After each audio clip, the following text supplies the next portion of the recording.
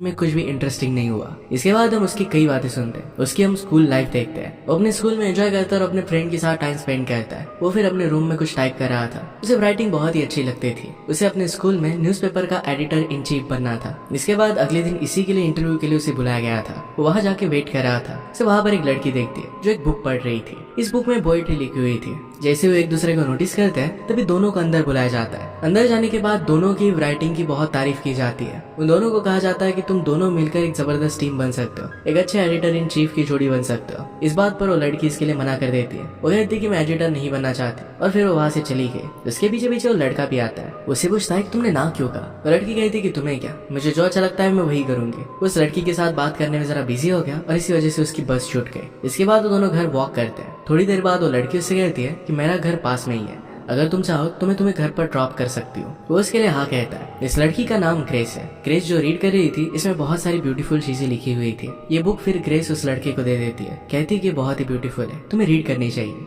इसके बाद वो ग्रेस के घर पर पहुंच जाता है। ग्रेस कहती है कि मुझे ड्राइविंग करना पसंद नहीं है, अगर तुम्हारे पास ड्राइविंग लाइसेंस है तो तुम ड्राइव कर जा सकते हो। वो इसके लिए हाँ कहता है। ग्रेस फिर उसे चाबी थ्रो कर देती है। ग्रेस फिर उसके साथ ड्राइव करते हुए उसके घर पर जाती है। ग्रेस उसे कहती है तुम्हारा तो घर बहुत बड़ा है, इसके बावजूद भी तुम्हारे पास कार क्यों नहीं है। लड़के ने कहा कि मेरे मार्क्स उतने अच्छे नहीं आते, इसी वजह से मेरे पेरेंट्स ने मुझे पाई कर नहीं थी। इसके बाद ग्रेस फिर वहीं पर कार छोड़कर चली जाती है। हेनरी के पेरेंट्स भी ये सब सुन लेते हैं। सिस्टर भी कह रही थी कि हेनरी आज एक लड़की के साथ घर पर आया था। पेरेंट्स ने पूछा तो हेनरी कहता है कि वो सिर्फ एक फ्रेंड है और हम दोनों आज ही मिले थे। उन्होंने पूछा कि आज तुम्हारे इंटरव्यू में क्या हुआ, तो हेनरी कहता है कि मैं एडिटर बन गया हूँ। वो इसके लिए बहुत ही खुश थे। इसके बाद हेनरी अपने रूम में जाकर ग्रेस को फेसबुक पर ढूंढने लगता है। वहाँ पर उसे उसका अकाउंट मिल जाता है पर वो प्राइवेट था। इसके बाद उसे वो गूगल पर सर्च करता है। इसकी फोटोज वगैरह देखकर उसे बहुत अच्छा लगता है। इसके बाद ग्रेस ने उसे जो बुक दी थी ये वो पढ़ने लगता है। इसमें प्यार के बारे में, प्रपोजल के बारे में बहुत सारी ब्यूटीफुल सी शायरी लिखी थी। इसमें लिखा था कि मैं तुमसे ऐसा प्यार नहीं करता जो हर कोई खूबसूरत गुलाब से करता है, मैं तुमसे ऐसा प्यार करता हूँ जो कोई गहरी काली झील के साथ करता है, सिगरेट में, परछाई और सोल के बीच में। इसके बाद अगले दिन प्रोफेसर के साथ न्यूज़पेपर लेकर को डिस्कशन चल रहा था।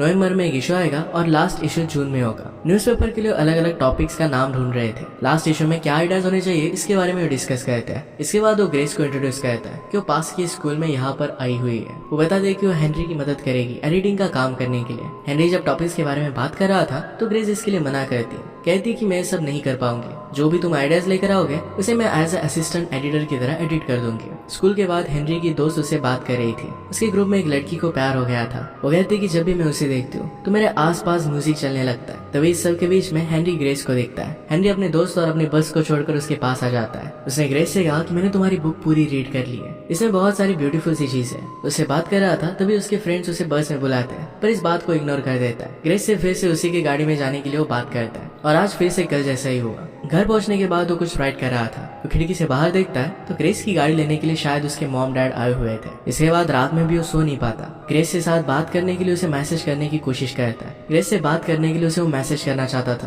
पर नहीं करता और सो जाता है। इसके बाद दूसरे दिन भी वो ग्रेस से राइड के लिए पूछता है। गाड़ी के बाहर आकर वो ग्रेस को चाबी देता है और उसके घर में अंदर आने के लिए पूछता है। ग्रेस उसे इसके लिए मना कर देती है और कहती है कि कल मिलेंगे। ग्रेस ने अपना माइंड चेंज कर लिया और 6 बजे शाम को यहीं पर मिलने के लिए बुलाती है। उसने कहा कि साथ में ब्रेड भी लेकर आना। इसके बाद फिर से वही हुआ कि ग्रेस की कार लेने के लिए कोई आया हुआ था। इसके बाद फिर वो दोनों मिलकर एक अंधेरे से जंगल में जाते हैं। वहाँ पर एक पुरानी फैक्ट्री थी। ग्रेस ने हेनरी से कहा कि यहाँ पर एक ओल्ड कॉटन मिल हुआ करती थी। वो 1988 में बंद पड़ चुकी थी और ऐसे ही पड़ी हुई है। वो दोनों फिर अंदर जाते हैं। नीचे उतरे तो वहाँ पर एक छोटा सा तालाब जैसा बना हुआ था। वहाँ पर मछलियाँ भी थी। ये ब्रेड फिर वो मछलियों को खिलाते हैं। ग्रेस ने हैरी का हाथ पकड़ा और उसे पानी के अंदर लेकर जाती है। ग्रेस उससे पूछती है क्या तुम्हारी कोई गर्लफ्रेंड है, इसलिए वो मना करता है। वो एक दूसरे से बहुत बातें करते हैं। इसके बाद ग्रेस उसे अपने एक्सीडेंट की कहानी बताती है। वो कार से जा रही थी तभी एक पत्थर से टकराई और कार फ्लिप कर गई। इसके बाद वो ऊपर देखती है और कहती है कि जब भी मैं ऊपर देखती हूँ तो मुझे लगता है कि लोग सिर्फ मरे हुए तारों की अस्थियां हैं। हम एक एटम के कलेक्शन से बने हुए हैं। हम थोड़ी देर एक दूसरे के पास आते हैं और फिर पिछड़ जाते हैं। हेनरी से पूछता है कि क्या तुम श्योर हो कि तुम अपने न्यूज़पेपर के लिए नहीं लिखना चाहती।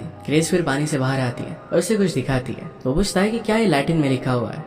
ग्रेस ने हेनरी से कहा कि मैं थक चुकी हूँ और वो वहाँ से चली जाती है। हेनरी अपने घर पर आया तो उसने एक वेस को तोड़ दिया। इसके बाद टूटे हुए वेस को फिर से पेंट करता है। इसे फिर से जोड़कर वो आर्ट बनाता है। इसे बहुत सारे वेस उसके घर पर पड़े हुए थे। उसकी सिस्टर को उसकी हॉबी बहुत ही वियर्ड लगती थी। इसके बाद नेक्स्ट डे हेनरी की सब लोगों के साथ मिलकर न्यूज़पेपर की थीम के ऊपर एक मीटिंग चल रही थी। प्रोफेसर ग्रेस को भी एक आइडिया के लिए पूछते हैं तो ग्रेस कहती है कि मुझे कोई आइडिया नहीं है। वो फिर वहां से चली गई। इसके बाद हम हेनरी को फाइनली उसके स्कूल बस में देखते हैं। वो अपने फ्रेंड्स के साथ बात कर रहा था। हेनरी के फ्रेंड ने उसे एडवाइस की, अगर तुम ग्रेस को पूरी तरीके से जानना चाहते हो तो उसका पीछा करना। हेनरी एडवाइस ले भी लेता है। हेनरी पहले तो इस बात के लिए मना करता है, पर फिर वो एक्चुअल में उससे स्टॉक करने लग गया था। वो देखता है कि ग्रेस का मूड खराब था। वो एक लेक के पास एक कवर के पास आ जाती है। उसमें डोमिनी शेयर का नाम लिखा हुआ था। ग्रेस के जाने के बाद हेनरी वहीं पर उस लड़के का नाम सर्च करता है और उसे एक एक्सीडेंट के बारे में पता चलता है। उसे पता चला कि डोमिनी स्पोर्ट्स में बहुत ही अच्छा था। बुरे एक्सीडेंट में उसकी डेथ हो गई थी। उसकी पार्टनर जो थी उसे सिर्फ एक छोटी सी इंजरी हुई थी। जब उस लड़के के इंस्टाग्राम अकाउंट पर वो देखता है तो उसे पता चलता है कि वो लड़का ग्रेस का बॉयफ्रेंड था। इसके बाद नेक्स्ट डे हेनरी ग्रेस को उसके आर्टिकल को एडिट करने के लिए कहती है। ग्रेस ने कहा तुम जो भी लिखोगे अच्छा ही लिखोगे। उसे एक काम भी नहीं करना था। वो एक दूसरे एडिट पर काम कर रही थी। इसके बाद रात में हेनरी को उसके फ्रेंड का मैसेज आता है कि ग्रेस ट्रैक पर कुछ वियर्ड सा कर रही है। ये देखकर ग्रेस के पास जाने के लिए अपने पेरेंट्स से झूठ बोलकर वो परमिशन लेता है। वो कहता है कि मैं अपने फ्रेंड के पास जा रहा हूँ। उसके फादर उसे कहते हैं कि तुम्हें झूठ बोलने की कोई भी जरूरत नहीं है।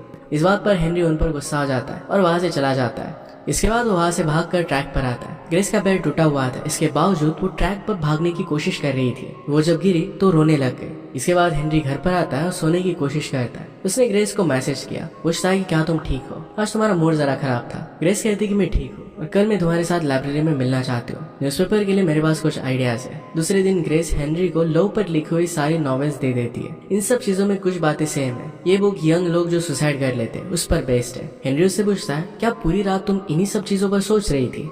ग्रेस उससे कहती है कि जब ये बड़े बड़े राइटर्स टीनेजर के बारे में लिखते हैं तब उन्हें एक रियलिटी दिखानी पड़ती है कि जब भी टीनेजर किसी चीज की मांग करते हैं तो पूरी कायनात उन्हें उन चीज तक पहुंचाने की उन्हें इसमें एक रियलिटी दिखानी पड़ती है कि जब टीनेजर्स कुछ चाहते हैं तो उन्हें वो चीज कभी भी नहीं मिलती और इसके लिए सब लोग उन्हें अपोज करते हैं। हेनरी फिर से उससे पूछता है कि क्या तुम सुसाइडल हो। ग्रेस उससे कहती है कि कभी कभी हमें लगता है कि दुनिया से गायब हो जाए। एज अ टीनेजर होना उसे एक जेल की तरह लगता है। दुनिया हमेशा तुम्हें अपनी फीलिंग्स एक्सप्रेस करने के लिए कहती है और जब तुम इसे एक्सप्रेस करते हो तो तुम्हें दबा देती है। सारे एडल्ट्स पहले टीनेजर्स ही थे और बाद में इस जेल को तोड़कर वो एडल्ट बन गए। वो चाहती थी कि इसी थीम पर उनका न्यूज़पेपर का आर्टिकल हो। हेनरी फिर सबको इस टॉपिक के बारे में बताता है और इस पर वो डिस्कशन स्टार्ट करते हैं। हेनरी कहता है कि अगर ऐसी चीज किसी ने भी एक्सपीरियंस की हो तो इसके बारे में बात करनी चाहिए। ग्रेस फिर हेनरी को ही पूछ लेती है। हेनरी कहता है कि माइक जॉनसन नाम का मेरा एक फ्रेंड था, उसने सुसाइड कर ली थी। उससे मैंने एक एडल्ट मैगजीन बोरो की थी। जब उसकी डेथ हो गई तो मुझे लगने लग गया मेरे ड्रॉअर में रखी हुई वो मैगजीन हंटेड है। उस मैगजीन को फिर माइक जॉनसन को जहाँ पर गाड़ा गया था उसी के पास के ट्री के पास उसने गाड़ दिया था। ये शेयर करने के बाद स्कूल खत्म हो जाता है। हेनरी ग्रेस के साथ फिर से बात करता है। उससे पूछता है तुमने राइटिंग क्यों छोड़ दी,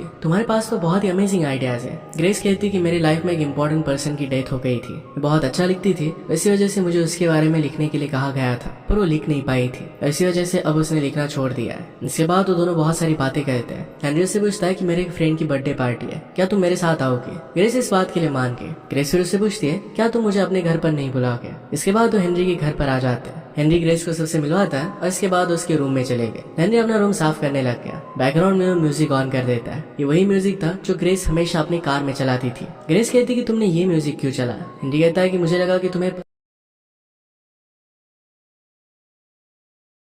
पसंद होगा क्योंकि तुम हमेशा कार में यही ऑन करती हो। ग्रेस इस बात से अपसेट हो गई और उसे छोड़कर वहां से भागने लग गए। ग्रेस कहती कि सॉन्ग सिर्फ मेरा और टॉम का है। इसके बाद हेनरी सिचुएशन को सैल्वेज करने की कोशिश करता है तो ग्रेस उसे किस कर लेती है। वहां से फिर वो जाने लग गए। हेनरी उसे घर छोड़ने की बात करता है, उसका पीछा नहीं छोड़ रहा था तो ग्रेस उस पर गुस्सा हो जाती है। वो उसे कहती है कि मैं तुम्हारी कोई भी वेज नहीं हूँ जो तुम मुझे फिक्स कर सको। स्कूल में भी वो बहुत ही अपसेट था। आज वो अपने फ्रेंड की पार्टी में भी नहीं जाना चाहता था। उसके फ्रेंड उसे कहते हैं कि पार्टी में बहुत मजा आएगा, वहाँ पर तुम नशे भी कर सकते हो। हेनरी फिर इस बात के लिए मान जाता है। पार्टी में हेनरी ने ग्रेस को देखा और उसके पास वो आ गया। वो दोनों एक दूसरे के साथ डांस करते हैं। इसके बाद वो इंटीमेट होने लग गए। अगली सुबह ग्रेस हेनरी के पास उठी। अचानक से वो रोने लग गई।